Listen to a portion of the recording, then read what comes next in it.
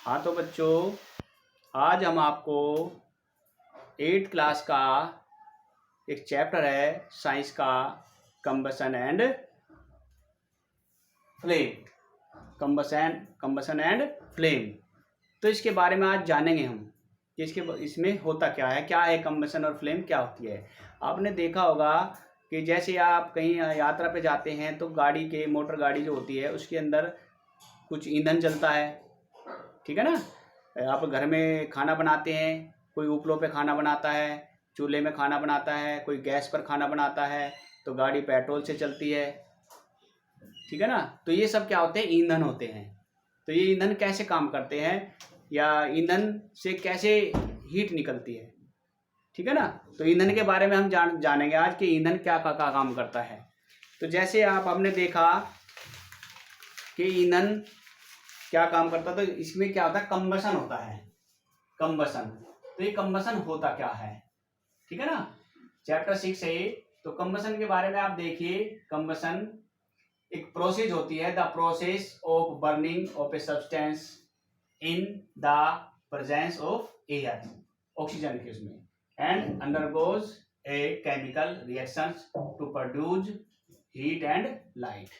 अब हम आपको कहने का मतलब, कंबशन एक प्रोसेस होती है जिसे जलाने पर कोई भी सब्सटेंस जलता है हवा की प्रेजेंस में, हवा की ऑक्सीजन की उपस्थिति में, तो एक केमिकल रिएक्शन होती है जिसमें हीट निकलती है और लाइट निकलती है। अब जैसे हम देख सकते हैं कि जैसे ये हमारी एक मोमबत्ती है, ये देखिए आप, ठीक है ना, ये मोमबत्ती है, ठीक है ना। और ये हमारा क्या है, कागज है। ये देखिए हमने जलाया, ये रहा, जल गया।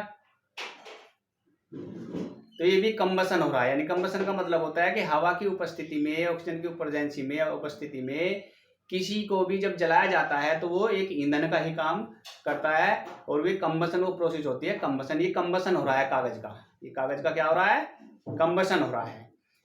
ऐसे ही हम इसका दिखा सकते हैं, ये लकड़ी है, ये कास्ट है, लकड़ी है, इसका भी कंबसन कर सकते हैं हम। देखिए ये कंबसन हो रहा है इसका। कंबसन एक प्रोसेस होती है जो हवा की उपस्थिति में या इन the presence of oxygen produce heat and light, यानी कि जब किसी भी सब्सटेंस को हवा की उपस्थिति में जलाया जाता है तो वो हीट और लाइट निकलती है। देखिए ये हमने जलाया तो इसमें क्या हो रहा है कि एक तो लाइट निकल रही है, ये देखो लाइट निकल रही है, और एक हीट भी निकल रही है इसके अंदर। तो ये एक प्रोसेस हो गई, कंबसन हो गई, ठीक है ना।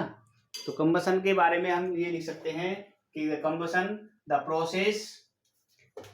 Process of burning of a substance in the presence of air, यानी कि इसे कंबसन को करने के लिए हवा की जरूरत पड़ती है। किसकी जरूरत पड़ती है, हवा की। बिना ऑक्सीजन के ये नहीं जलेगी। जैसे हम अभी एक एक्टिविटी करके दिखा सकते हैं।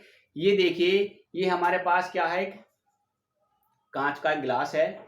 हम इसकी एक्टिविटी यहाँ समझ सकते हैं कि इसको किसी की भी सब्सटेंस का कंबसन करने के लिए क्या हवा की जरूरत होती है, ऑक्सीजन की उपस्थित होती है, जरूरत होती है। तो हम देख सकते हैं, हमने ये मोमबत्ती जल रही है, हमने जैसे इसके पास को हम ये लेकर गए ऑक्सीजन, ये दूसरी मोमबत्ती ले लेता हूं मैं, छोटे वाली, ये ले ली। ये देखिए, ये हमने इसको हम इस तरीके से कर सकते हैं, ये ऐसे कर सकते हैं हम यहाँ पे। ये देखिए, यानी कि कंबसन हो रहा है मोमबत्ती का, मोमबत्ती जल रही है ना, कंबसन हो रहा है मोमबत्ती का। तो मोमबत्ती को, इसके कंबसन के लिए इसको भी ऑक्सीजन की जरूरत होती है, यानी कि बिना ऑक्सीजन के ये नहीं जलेगी, इसका कंबसन नहीं होगा। तो हम देखना चाहते हैं कि कांच का गिलास हम जैसे इसके पास लेके जाते हैं तो ये धीरे धीरे क्या होता है, इसके अंदर कंपन पैदा हो जाता है। तो ये हिलने लगती है, इसकी जो लो होती है, फ्लेम जो होती है। अब देखो धीरे धीरे ये पुट ऑफ हो गई, बंद हो गई, यानी कि इसको ऑक्सीजन की सप्लाई रुक गई। यानी कि कोई भी कंबसन होगा किसी सब्सटेंस का तो वो बिना ऑक्सीजन के नहीं होगा। तो इसमें ऑक्सीजन जरूरी होती है, बिना ऑक्सीजन के कंबसन नहीं होगा, ठीक है ना। इस एक्टिविटी के द्वारा हम देख सकते हैं। अब हम आपको ये आ गया समझ में। अब देखो कुछ सब्सटेंस क्या होते हैं कि the substance which burn in air are called combustible. Combustible का क्या होता है कि जो भी सब्सटेंस हवा में जलने लगते हैं, यानी कि जो जल जाते हैं, बर्न हो जाते हैं, उन्हें कंबस्टर कहते हैं। अब निकालो, अगली टेबल निकालिए। आओ बच्चों, अब हम एक एक्टिविटी के द्वारा समझते हैं कि कोई सब्सटेंस कंबस्टेबल है या नॉन कंबस्टेबल है। तो हम इसमें एक एक्टिविटी करेंगे, एक्टिविटी करके देखेंगे। पहले है वुड, लकड़ी है, ये लकड़ी है, क्या है ये? लकड़ी है। तो हम इसको देखते हैं कि ये लकड़ी क्या कंबस्टेबल है, यानी कि ये इसका ये जलेगी या नहीं जलेगी पूरी तरीके से। देखिए ये कंबस्टेबल है, ये तो ये लकड़ी कैसी है? कंबस्टेबल है। क्या है ये? कंबस्टेबल है। तो इस पे हम यहाँ पे ये लिख देंगे कि कंबस्टेबल है। ओके, अब हम देखते हैं अगला एग्जांपल। पेपर है, क्या आप बता सकते हैं कि पेपर कंबस्टेबल है? देखिए आप पेपर का भी, ये देखो ये बर्निंग हो रहा है, क्या हो रहा है? ये रहा, तो ये कंबस्टेबल है। क्या है ये कंबस्टेबल है, ये भी कंबस्टेबल लगाएंगे। ओके, अब हम देखते हैं, ये है आयरन नेल, ये भी ये लोहे की है, देखिए ये लोहा है, ठीक है ना, आयरन है ये। इसको मैं जला के देखता हूं, ये कंबस्टेबल नहीं है, यानी कि ये नहीं जल पा रहा है। देखिए आप एक नॉन कंबस्टेबल है, ठीक है ना। तो इस पे भी हम नॉन कंबस्टेबल यहाँ पे ये लगा देंगे, ये हाँ ठीक है, इस पे राइट लगाइए, ये राइट है, ठीक है। ओके, अब हम देखते हैं, ये है आपका केरोसिन ऑयल है। केरोसिन मिट्टी का तेल देखा होगा आपने कि ये भी क्या होता है? केरोसिन ऑयल भी कंबस्टेबल होता है। स्टोन है, पत्थर है, पत्थर का टुकड़ा अगर हम ले लें, पत्थर आपने देखा होगा कि पत्थर भी क्या होगा? पत्थर का पीस जो है ये भी आपका नॉन कंबस्टिबल्स होगा। स्ट्रा देखा होगा, जैसे आप फ्रूटी पीते हैं, फ्रूटी का एक पाइप होता है, जैसे ही हम उसको जलाने की कोशिश करते हैं तो क्या वो भी जल जाता है? जल जाता है, यस जलेगा, ठीक है। अब देखते हैं चारकोल, ये हमारे पास चारकोल है, ये क्या है हमारे पास? चारकोल। हमने इसे चिमटे की सहायता से इसको ऐसे पकड़ा और मैं इसे जलाने की कोशिश कर रहा हूं।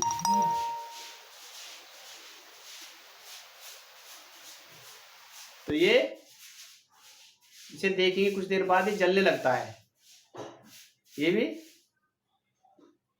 कंबस्टेबल होता है, ठीक है।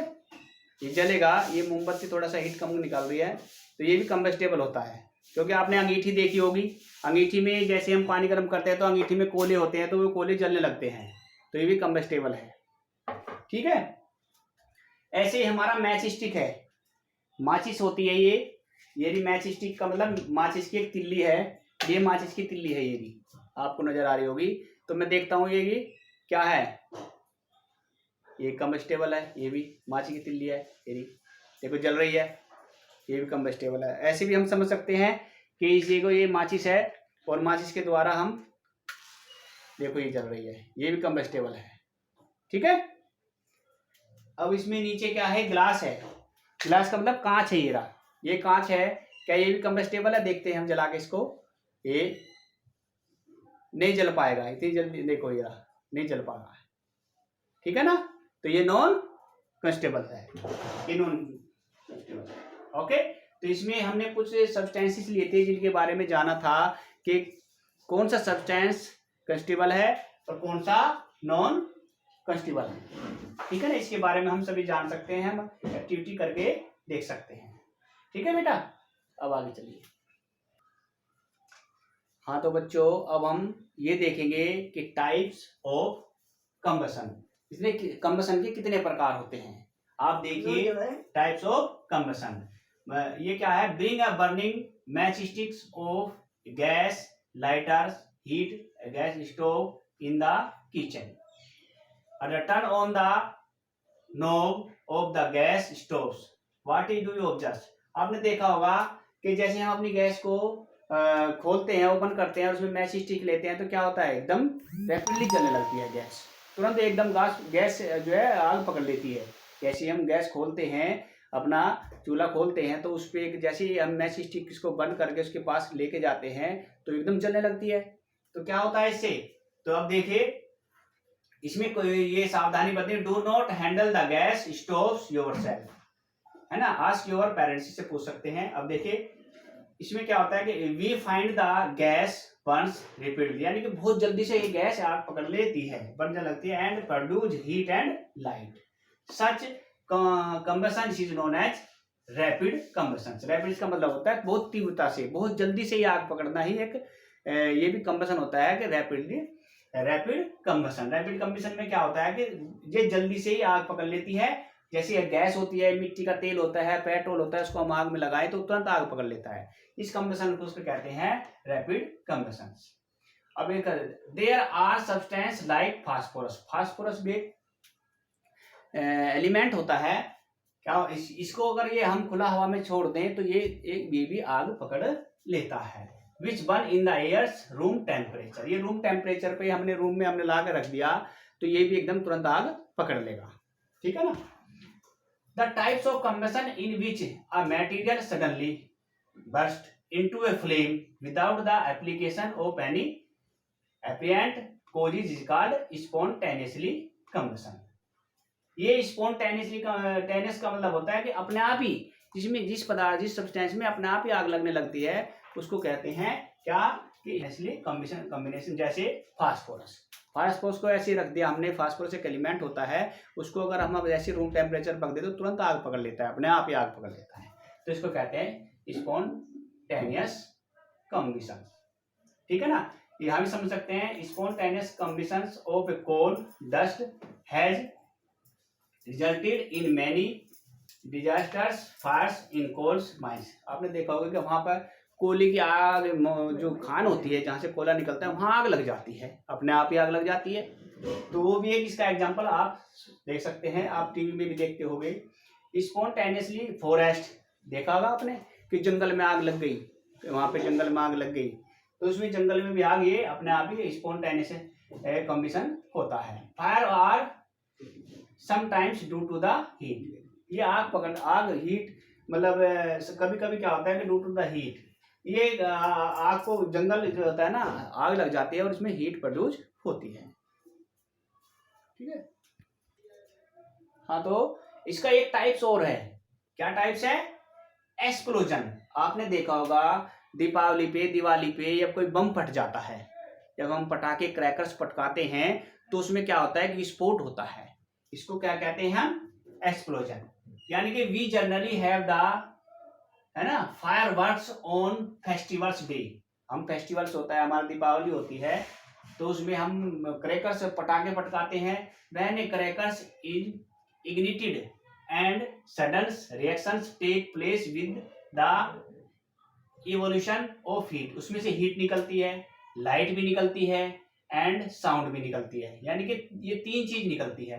देखो जो हमने अब तक दो टाइप्स पढ़े थे उसमें क्या था, हीट निकल रही थी और लाइट निकल रही थी, तो उसमें साउंड नहीं थी, इसमें साउंड भी आ जाएगी।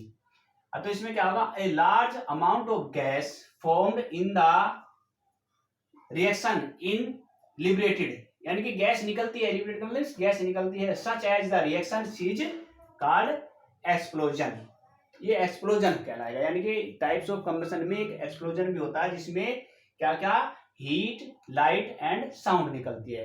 क्रैकर्स में जब आपने देखा होगा दीपावली में क्रैकर्स आप जलाते हैं तो उसमें से एक तो हीट लाइट निकलती है और वो गर्म भी हो जाता है, और फिर उसके बाद में क्या निकलती है, साउंड निकलती है, तो तीन चीज उसके में प्रोड्यूस होती है, इसको एक्सप्लोजन कहते हैं।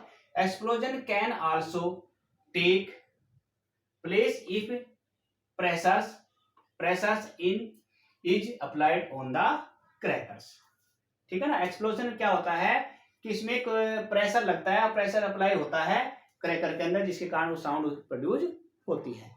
ओके, तो ये टाइप्स ऑफ कंबशन हमने आपने क्लियर कर लिए होंगे, ठीक है, इसके बारे में हमने जान लिया।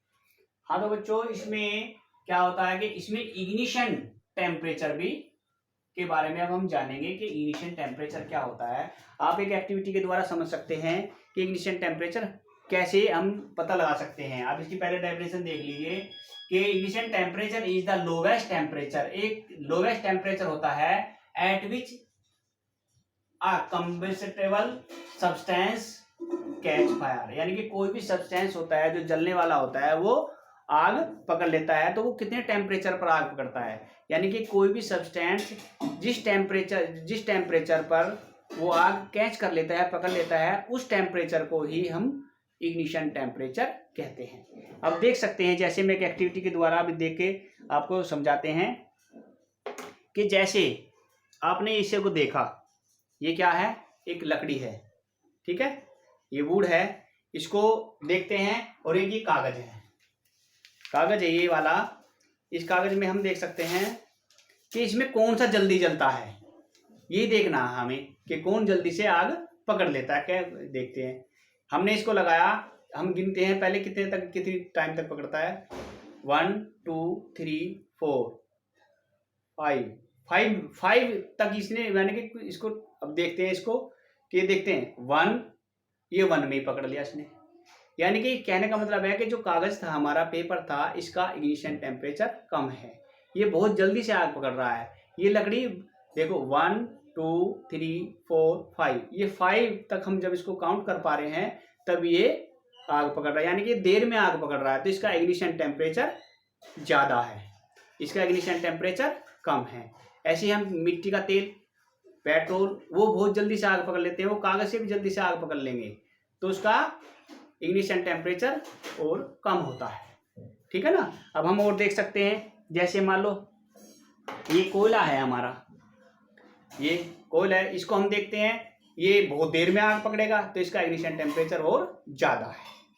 यानी कि जो हमने अभी लकड़ी, वुड दिखाई, पेपर दिखाया, उससे भी इसका इग्निशन टेम्परेचर ज़्यादा है, ये बहुत देर में आग पकड़ेगा।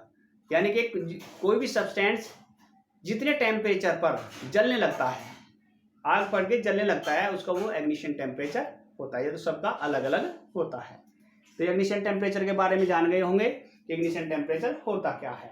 जैसे में ये बोतल है, इसको भी हमने जला के देख सकता हूँ कि ये बहुत देर में आग पकड़ रही है, यानी कि पेपर से बहुत देर में ज़्यादा आग पकड़ेगी, तो इसलिए इसका इग्निशन टेम्परेचर भी हम इसका काउंट देख लेंगे, नोट कर लेंगे कि कितने टेम्परेचर पर ये जलने लगी, तो उसका इग्निशन टेम्परेचर वही होगा। ओके,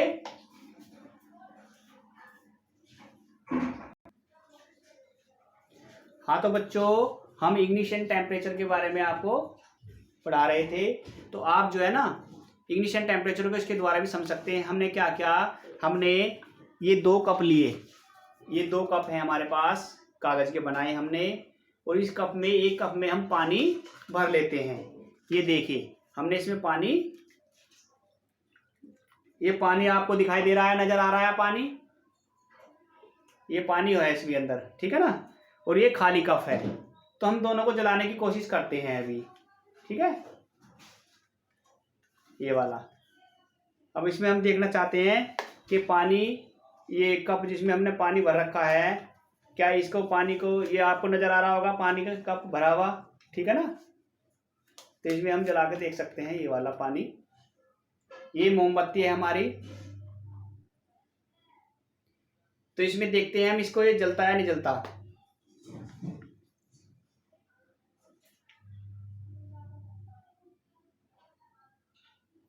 देखिए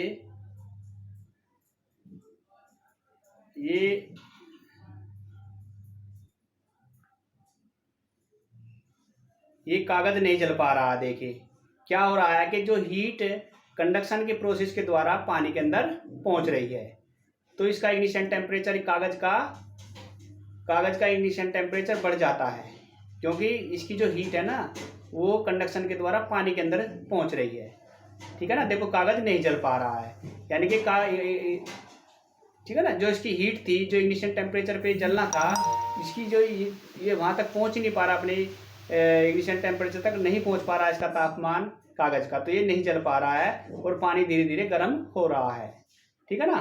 अब हम इसमें देखते हैं, ये हमने कर लिया। अब हम देखते हैं जो हमारे पास एक कागज था, ये वाला खाली, ये कप जिसमें पानी नहीं है, ये देखो, ये तो जलने लगा, ये जल गया, देखो ये जल गया। इसका मतलब क्या है कि इसका इग्निशन टेम्परेचर कम है। और जिसमें हमने पानी भरा था, पानी के कारण जो हमने पानी मैंने इसमें रख दिया पानी, ये इस पानी में क्या था कि जो कागज़ हम जला रहे थे इसका इग्निशन टेम्परेचर तक नहीं पहुंच पा रहा, इसका टेम्परेचर कागज़ का, क्योंकि जो इसकी हीट थी सारी वो हीट कहाँ पहुंच रही है, पानी के अंदर जा रही है। वाटर के अंदर कंडक्शन प्रोसेस के द्वारा वो हीट इसमें पहुंच रही है पानी के, पानी गर्म हो रहा है, यानी कि इसका इग्निशन टेम्परेचर वहाँ तक नहीं पहुँच पा रहा है जहाँ तक कागज़ जलना था। तो इसके द्वारा भी हम इग्निशन टेम्परेचर को समझ सकते हैं।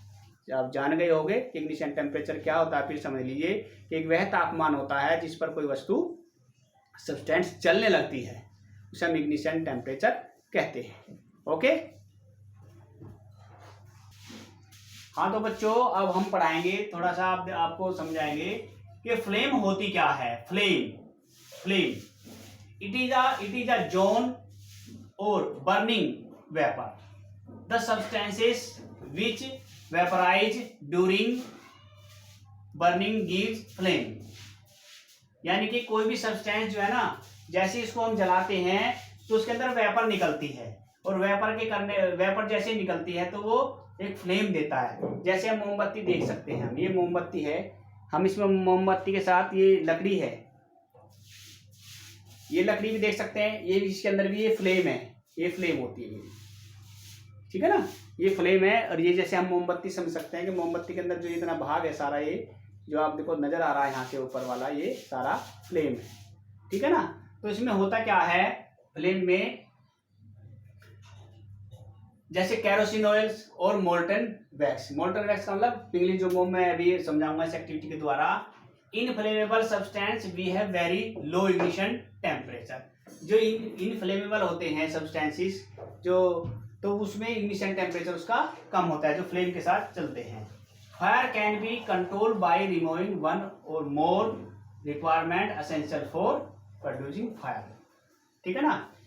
किसी भी फायर को, आग के अंदर जब आग कब लगती है, आग के लिए 3 नेसेसरी सब्सटेंस जरूरी होते हैं, 3 फैक्टर्स होते हैं। एक तो होना चाहिए आपका फ्यूल होना चाहिए, फ्यूल जरूरी होता है।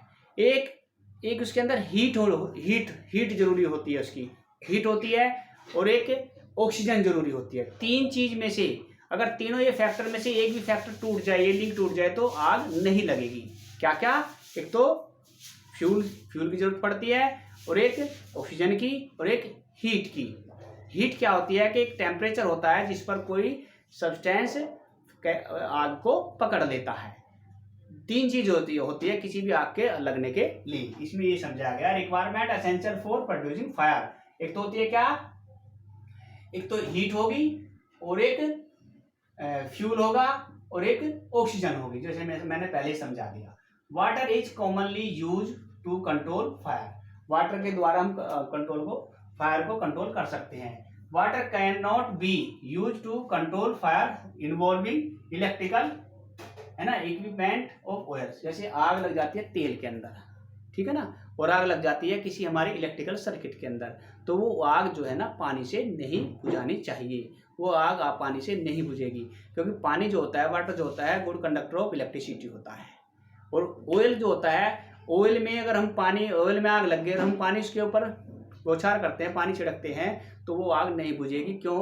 क्योंकि पानी जो होता है वो थोड़ी उसकी डेंसिटी ज़्यादा होती है, और जो ऑयल होता है उसकी डेंसिटी क्या होती है, उसकी डेंसिटी कम होती है। तो पानी के ऊपर ऑयल मतलब ऊपर आ जाता है ऑयल, ठीक है ना, समझ रहे हो ना, कि पानी जो होता है वो भारी होता है और ऑयल हल्का होता है। तो जब ऑयल ऊपर आ जाएगा तो वो पानी का कोई असर नहीं होगा, वो ऑयल जो है जलने लगता है, तो इसे आग नहीं बुझाई जा सकती, ठीक है। ओके, अब देखिए जरा, ये देखिए पॉइंट यहाँ से, there are 3 different zones of flame. एक तो होता है डार्क जोन, लुमिनियस जोन और नॉन लुमिनियस जोन। 3 जोन होते हैं इस फ्लेम के अंदर, जैसे भी मैं आगे बताऊंगा। अच्छा, fuel is any material that is burns to obtain energy, ठीक है, that can be use to heat and remove another object. एक गुड फ्यूल के बारे में भी बताएंगे आगे, पहले ही समझ लीजिए फ्लेम के बारे में। ओके, फ्लेम के बारे में जैसे कि आपने ये देखा, ये मोमबत्ती है, इसकी आप सही तरीके से देखेंगे, इसके नीचे देखो आसपास में ब्लू ब्लू कलर भी आपको दिखाई दे रहा होगा, ब्लू ये रहा, और इसके अंदर जो है काला काला नजर आ रहा होगा आपको, थोड़ा सा एरिया को जो है ब्लैक कलर होगा, और बाहर का जो होगा तो वो सबसे येलो दिखाई दे रहा है आपको। जो आउटर सा सरफेस होती है ये क्या दिखाई दे रही है, ये थोड़ी येलो है, और फिर जो है देखो सबसे बाहर की तो आपको ब्लू है, और फिर येलो है, और फिर थोड़ी सी डार्क है, और जो ये आपको इसमें धागा सा दिखाई दे रहा है ये क्या है, वेपर है, यानी कि कोई भी सब्सटेंस इतने नहीं जलेगा इसमें से, इतने इसके अंदर फ्लेम नहीं निकलेगी, इसमें कोई इसमें वेपर नहीं आएगा। अगर वेपर आ रहा है तो फ्लेम आएगी। तो ये एक वेपर जोन है, इसमें वेपर आ रहा है, एक ब्लैक ब्लैक से दिखाई दे रहा है आपको धागे में, ये वेपर है, मोम का वैक्स जो है पिघला हुआ है, ठीक है ना। तो हम इसको इस तरीके से समझ सकते हैं। जो ये बाहर का जो आउटर सरफेस होती है इसकी, जो कि ब्लू कलर की होती है, ये हॉटेस्ट होती है, सबसे हॉट है, हॉट होगा ये, सबसे ज़्यादा हीट इसके अंदर होती है। फिर जो येलो होती है उससे कम होती है इसके अंदर हीट, और जो ब्लैक ब्लैक हो रहा है उसके अंदर और कम होती है, ठीक है ना। अब हम एक एक्टिविटी के द्वारा समझ सकते हैं आगे, ये एक्टिविटी हमने कराई, ठीक है। देखो बच्चों, different zones of candle flame, जो फ्लेम के बारे में हमने अभी बताया था उसे हम यहाँ समझ सकते हैं कि फ्लेम के अंदर 3 जोन होते हैं, ठीक है ना, जो अभी हमने बताए थे आपको, ठीक है ना। एक तो इसमें सबसे जो आउटर जो होता है, सबसे बाहर वाला, ये हॉटेस्ट पार्ट होता है। कैसा होता है, हॉटेस्ट पार्ट होता है ये वाला, ठीक है। और इससे जो आगे ये इस वाला ये मॉडरेट होता है, ये वाला मिडिल वाला जो होता है येलो जो कलर का होता है, ये जो येलो कलर है ये वाला, ये तो येलो येलो यहाँ से देखेंगे ये वाला, ये येलो कलर जो होता है ये पार्शियली कम्बिनेशन होता है, यानी पूरी तरीके से ये नहीं चल पा रहा, ठीक है ना, समझ में आ गई। अब देखिए इसमें देखो यहाँ पे outer zone of complete combustion, ये ब्लू कलर का होता है, जो कि हॉटेस्ट पार्ट जो होता है बाहर वाला जो हॉटेस्ट होगा, ये कैसा होगा, ब्लू कलर इसमें आएगा। तो ये सबसे गर्म भाग होता है मोमबत्ती का, यहाँ सबसे ज्यादा हीट आता है।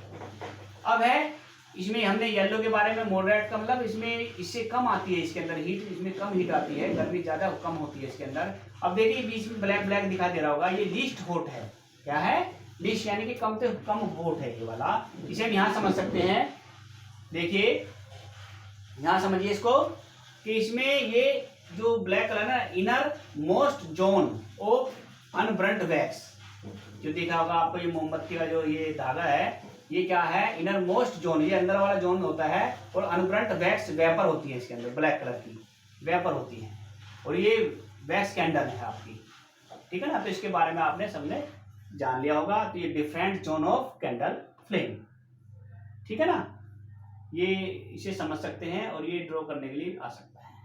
ओके, अब आगे नेक्स्ट समझाएंगे। नेक्स्ट अब ये देखिए, आपको जैसे आपने देखा होगा क्या होता है कि ये क्या है, ये गोल्ड स्मिथ है, सुनार है, ठीक है ना, सुनार है, ये क्या कर रहा है, मेल्टिंग गोल्ड एंड सिल्वर, है ना। Why do they use the outer most zone of the flame, ये क्या करता है कि जोन का जो आउटर मोस्ट होता है, बाहर वाला जो वो होता है आउटर, उसको ये यूज करता है, किसको, सिल्वर और गोल्ड को मेल्ट करने के लिए, क्योंकि वो हॉटेस्ट जोन होता है। ओके, अब हम देखते हैं आगे, नेक्स्ट पढ़ाए, अब नेक्स्ट देखते हैं, नेक्स्ट करिए। हाँ तो बच्चों, अब हम इसमें टाइप्स ऑफ फ्यूल्स के बारे में जानेंगे, ठीक है ना। क्या होते हैं, there are 3 types of fuels, solid fuels, liquid fuels, gases fuels, यानी कि गैस फॉर्म में पाया जाता है। तो हम इनको एक एक करके समझेंगे। The combustible substances which are solid at room temperature, यानी कि एक रूम टेम्परेचर पर सॉलिड होता है। जैसे कि आप देख सकते हैं, ये हमारा कोयल है, ये क्या है, ये कोयल है हमारा, एक सॉलिड फ्यूल है, ये सॉलिड फ्यूल है हमारा। आपने सबने देखा होगा कि ये कोयला है, ठीक है ना, आपको नजर आ रहा होगा कोयला है ये क्या है, एक सॉलिड फ्यूल्स है, कोयला है ना। कोक, वुड, लकड़ी है, लकड़ी है ये वाली, ये लकड़ी है, ये भी एक सॉलिड फ्यूल है, ठीक है। अब हम समझते हैं लिक्विड में, ये क्या, volatiles liquids which are produce combustible vapour, example है पेट्रोल, केरोसिन, एल्कोहल्स, डीजल। आपने देखा होगा कि जैसे हमारा ये रहा, ये अल्कोहल है। क्या है ये? अल्कोहल है। ये अल्कोहल है। ये हमारा लिक्विड फॉर्म में फ्यूल है। ये अल्कोहल है हमारे पास, ये देखिए, ये अल्कोहल है, लिक्विड है ये। ओके, गैस फ्यूल है ना। कंबस्टिबल गैस और मिक्सचर ऑफ कंबस्टिबल गैसेस, ये गैस का एक मिक्सचर होता है जिसमें नेचुरल गैस, एलपीजी गैस है ना, बायोगैस, कोल गैस एक्सेट्रा। क्या आपने देखा होगा कि हमारे घर में जो सिलेंडर आते हैं गैस के, जिसमें हम खाना बनाते हैं, वो जो सिलेंडर आते हैं, उस सिलेंडर के अंदर एक गैस भरी होती है एलपीजी, वो भी एक गैस होती है, वो भी एक फ्यूल का काम करती है। अब नेक्स्ट देखेंगे, थोड़ा सा आगे करो पेज। हाँ, अब देखिए effect of burning fuels. Burning fuels के क्या क्या प्रभाव हो सकते हैं। जब हम किसी भी चीज को जलाते हैं ना, आग लगाते हैं किसी भी फ्यूल्स के अंदर, तो क्या होता है कि कार्बन फ्यूल्स लाइक वुड, कोयला, petrol release unburned carbon particles. ये कार्बन पार्टिकल इसके अंदर से निकलते हैं जो जल नहीं पाते। These are dangerous pollutant causing respiratory disease. जो हमारे सांस लेने में जो रेस्पिरेटरी सिस्टम, मतलब सांस लेने का जो तंत्र और लंग्स वगैरह होते हैं, रेस्पिरेटरी सिस्टम होता है, उसमें हमें परेशानी करता है, बीमारी कर देता है, सच है अस्थमा। अस्थमा एक बीमारी होती है, डिजीज होती है ना, जिसमें बार बार खांसी आती है। ठीक है, अब देखिए दूसरे नंबर का, incomplete combustion of carbon fuels. अगर कार्बन फ्यूल्स को, जैसे कोयला है, ये पूरी तरीके से नहीं जल पा रहा, धीरे धीरे जल रहा है, तो क्या होगा, कार्बन मोनोऑक्साइड, इसके अंदर से क्या गैस निकलेगी, कार्बन मोनोऑक्साइड गैस निकलेगी, जो हमें दिखाई तो देगी नहीं, लेकिन हम महसूस कर सकते हैं। Which is the poisonous gas, ये एक जहरीली गैस होती है। क्या होती है? जहरीली गैस होती है। इसमें तीसरा नंबर का पॉइंट है, increase concentration of carbon dioxide in the air is believed to cause global warming. Global warming के बारे में पढ़ा होगा। क्या होता है, जब भी हम किसी सब्सटेंस को जलाते हैं, इन फ्यूल्स को जलाते हैं, तो उसके अंदर कार्बन डाइऑक्साइड गैस रिलीज होती है।